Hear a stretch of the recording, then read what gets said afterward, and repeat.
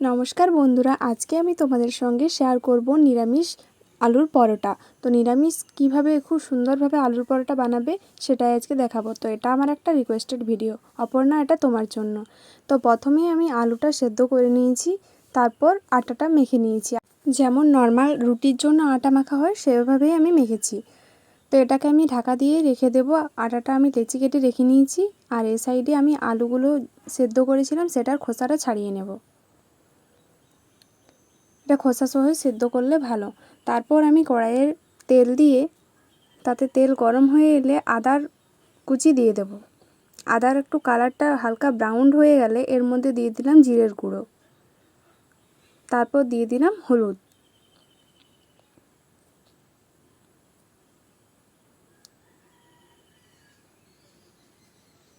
আর এর মধ্যে দিয়ে দেব গরম মশলার গুঁড়ো।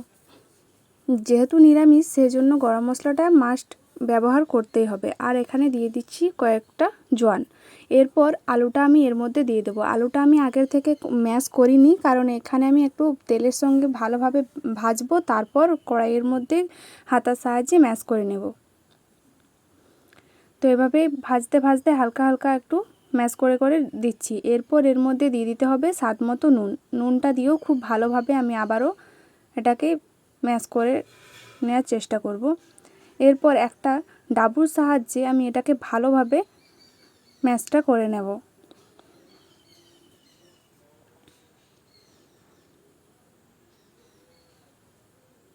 তো এভাবেই খুব সুন্দরভাবে কিন্তু আমার ম্যাশ হয়ে যাচ্ছে। এরপর এর মধ্যে দিতে হবে মেথি পাতা।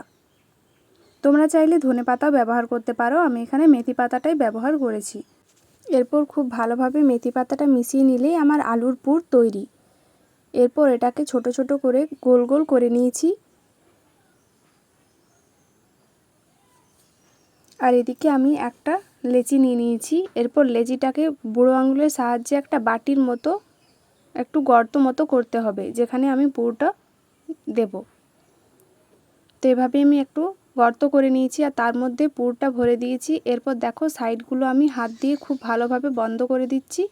এরপর বন্ধ করা হয়ে গেলে হাত দিয়ে আবারও লেচিটা গোল করে নেব। তোমরা না বুঝতে পারলে আমি আরেকটা করে দেখিয়ে দিচ্ছি। এভাবে হাত দিয়ে বুড়ো আঙুল দিয়ে খুব ভালোভাবে প্রথমে গর্তটা করে নিতে হবে। এখানে কিন্তু একটু বড় গর্ত করতে হবে, যাতে করে আলুটা ভালোভাবে ঢুকে যায় এবং মুখটা যাতে বন্ধ করা যায়। এরপর দেখো বন্ধুরা, পুরটা আমি এর মধ্যে দিয়ে খুব ভালোভাবে সাইডগুলো বন্ধ করে দিয়েছি। তো এইভাবে আমার আরেকটা লেচিও বানানো হয়ে গেছে। এরপর এটাকে বেলে নেব। তো একটু আটা দিয়ে খুব ভালোভাবে এভাবে বেলে নিতে হবে। দেখো বন্ধুরা, পুর কিন্তু কোনো দিক থেকেই কিন্তু বাইরে আসছে না। তো ওটা আমার বেলা হয়ে গেছে। এরপর এটাও বেলে নেব।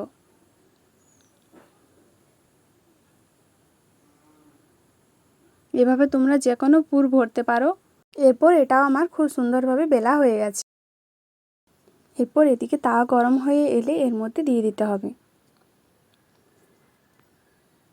এক পিঠ দিয়ে কিছুক্ষণ পর আরেক পিঠ উল্টে দেব। আর খুন্তির সাহায্যে হালকা একটু চাপ দিয়ে দিয়ে এটাকে ফুলিয়ে নেওয়ার চেষ্টা করতে হবে। তো এভাবে খুব ভালোভাবে উল্টে পাল্টে আমি দুই দিকটাই সেঁকে নিয়েছি। এরপর এর মধ্যে একটু তেল ব্রাশ করে দেব। এক পিঠে তেল ব্রাশ করা হয়ে গেলে আরেক পিঠ উল্টে নেব। দেখো বন্ধুরা, তেল দেওয়ার সাথে সাথে কতটা সুন্দরভাবে ফুলে উঠেছে। এটা ভেতর থেকেও কিন্তু খুব সুন্দরভাবে হয়ে গেছে, দেখেই বুঝতে পারছো।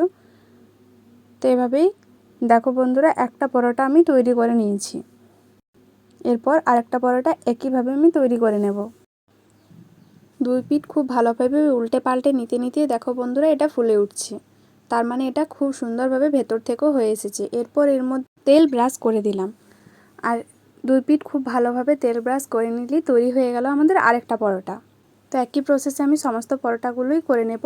তো দেখো বন্ধুরা, আমাদের পরোটাটা দেখতে কতটা সুন্দর হয়েছে, আর এটা কিন্তু খুব সুন্দর নরম হয়েছে। তো বন্ধুরা, যদি রেসিপিটি ভালো লাগে তাহলে অবশ্যই কিন্তু বাড়িতে একদিন ট্রাই করতে ভুলো না। খেতে কিন্তু অসাধারণ লাগে। নিরামিষ যে তোমরা বুঝতেই পারবে না যে নিরামিষও এতটা সুন্দর খেতে হতে পারে।